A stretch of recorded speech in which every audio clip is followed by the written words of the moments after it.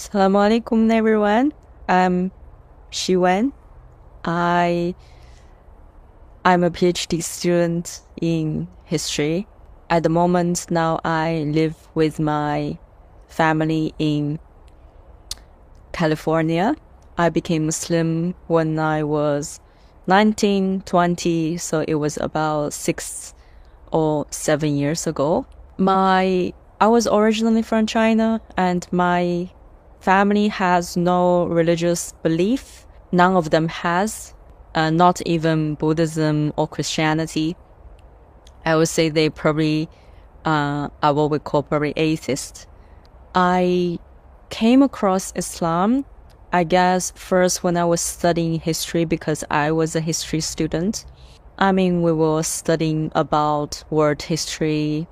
Islam was one of the major religions, and also I was interested in the history of the Middle East, so I had the opportunity to kind of, not entirely Islamic history, but kind of study the history of the Muslim societies. That probably would count as my first encounter with Islam.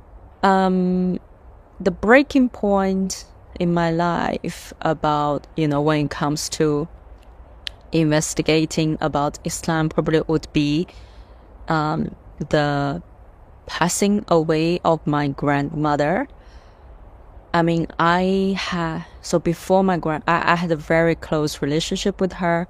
So before my grandmother passed away, I had always known about the teachings of Islam, about death, about afterlife, about life, about that death is inevitable, and death is a very strong and very cruel force in our life. But if we are guided as according to the Quran, death is actually our beginning, not necessarily an end.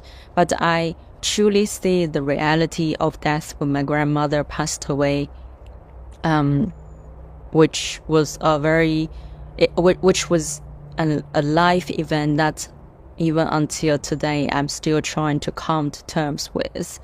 But that probably will be the breaking point that really showed me the reality of death and how it is actually very close to us, and no matter how much we try to avoid it. So I think what has affected me the most about Islam is probably its teachings about the purpose of being good in this life. I came from a family where, although there's no religious belief, and my family has always been, they have always been emphasizing the importance of being a good person, of morality, of being close to family. However, what was missing in that teaching given by my parents, given by my family, is probably the purpose of it. Because, for example, one can be good in their life, but they may, in this life, they may suffer horrible things. I think that's exactly what we're seeing nowadays, what is happening around the world to Muslims, especially Muslims in Palestine, in China, everywhere. You may be good, but your life may not necessarily be that good. So what is the purpose of it? What is the point of being a good person? I guess Islam gives the answer very clearly.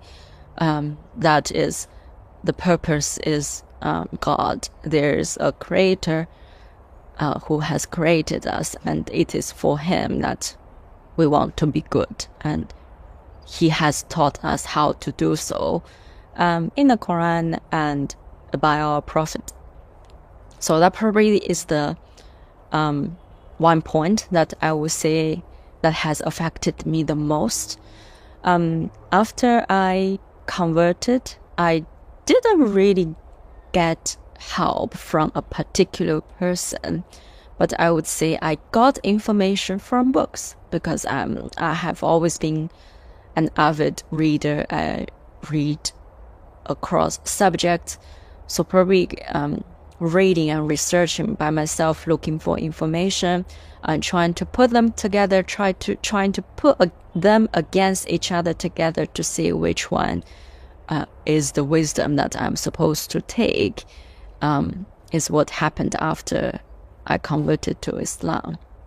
But I would say many people came to my life, many Muslims came to my life, and they have been a good model to me to follow. Not necessarily scholars, but very ordinary Muslim who has taught me about what it means to be good, what it means to be a good friend, a good neighbor, a good, just good stranger. You know, when you come across someone once in life, how he treated you.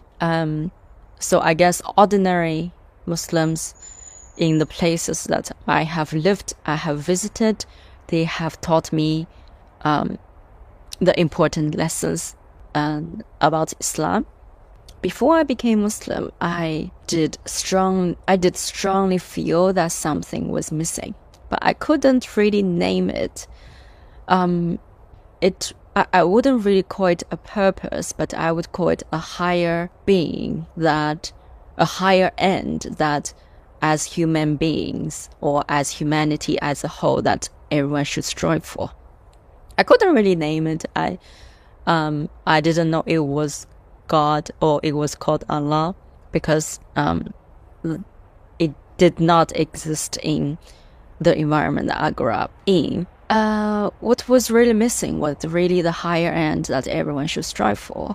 And that is what I believe would give us strength and patience and light in every circumstances. Even if you are in the darkest moment of your life, you would feel hope just by virtue of knowing that higher end. And after Islam, I know what it was.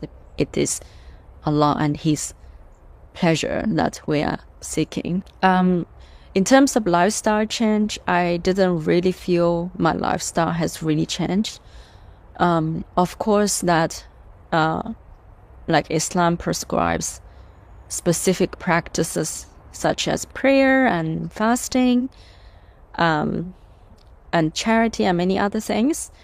But in terms of lifestyle in general, nothing really has changed. It seems that I have enjoyed living a life that is very simple and quiet, and that is what I have always enjoyed. So Islam just gives me more of that in that aspect.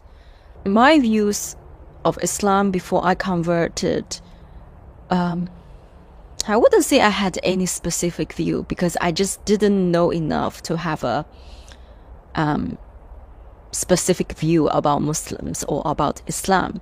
But I would say that I have always felt, for example, towards certain Islamic practices, like, for example, ladies wearing hijab or fasting, I have always felt it as a very normal thing to do.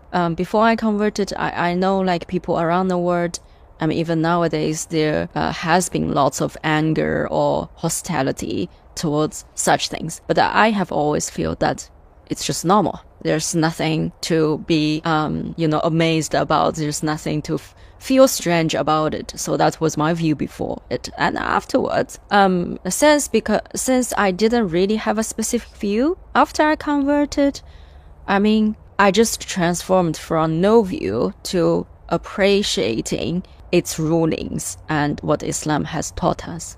So after I converted, I appreciated more why someone should pray, someone should wear hijab, someone should fast, someone should remember Allah often.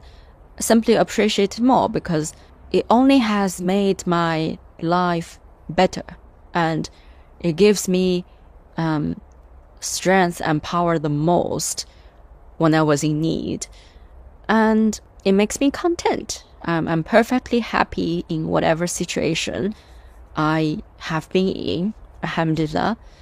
So that probably would be a change compared to before.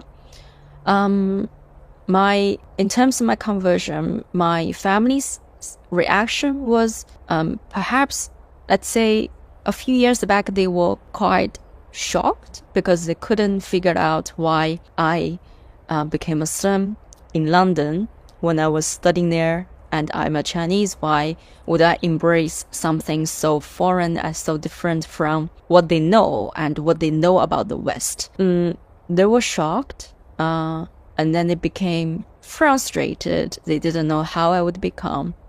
But I guess gradually, especially nowadays, alhamdulillah, they have become more and more used to it. They see the development. They didn't see it as a bad influence on me. They could say that I'm on the right track, whatever they understand it to be. So now they have become softer, but I would say there definitely has been a very tough process of struggling or trying to prove yourself, especially to your loved ones, especially to those whom you care about. You care about their opinion about you. You care about what they would think of you. But I would still say the process is probably still going on, but I can definitely see that it has come to a point where there has been more understanding and acceptance. Inshallah, what I hope is that there will be curiosity. They will be curious to know about Islam, not only just limited to acceptance, but also curiosity, and eventually also see the light of our religion. Recommendations to those who want to become Muslim, I would always say that to myself first, and then to others, that is to be true to who we are, to be true to our past, to our present, to be sincere to ourselves, to be honest with ourselves.